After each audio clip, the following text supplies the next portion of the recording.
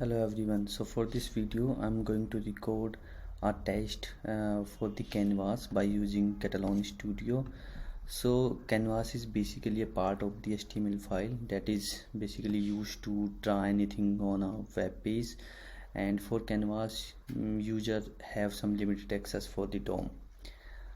So for this video I'm going to automate a test script for the web calculator. Basically I'm going to perform some action on the code calculator, like 1 plus 8 is equal to 9. This action I'm going to perform, and let me first show you how Katalon is looking on a web page. So I can come here. This is the online calculator, and this whole calculator is coming inside the canvas. So if you will make a right click here and click on the inspect, here you can see this is coming inside the canvas, and the ID is equal to canvas. Like if I want to perform some action on the button, so I cannot perform directly by using XPath and CSS because I have only this DOM for this calculator. So how we can automate it by using Katalon Studio? Let me go back to the studio now, and before going back to the studio I want to show you this. This is actually first of all, for canvas by using Katalon Studio we have to find the coordinates. So we can find the central coordinates, and after that we will use mechanisms to move left, move right according to our object. If our object is coming top on the y coordinates, it should be in a minus. If it's coming in a right side of your central object on a x-axis, it should be in a x minus. And if your object is coming right side from the center and bottom from the on the y-axis, it should be in a positive.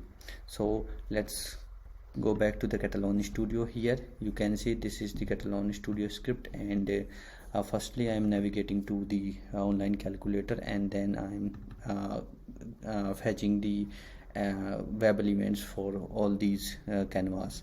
So now I'm creating the actions class, and this method is actually giving me the dimension for the canvas, x and y dimension. And now I'm finding the width come with on the x coordinate, and height will come on the y coordinate, and finally I am dividing it by 2. That means it's come in center of the canvas.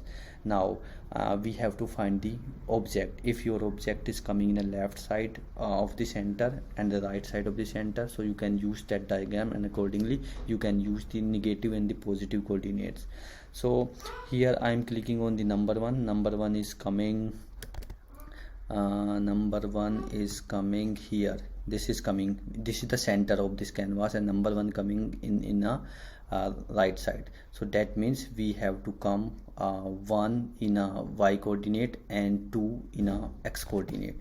So that thing we are doing here in a same way, like we are dividing by 2 and dividing by 1 for the x and y coordinate, and finally we have the coordinates for the object.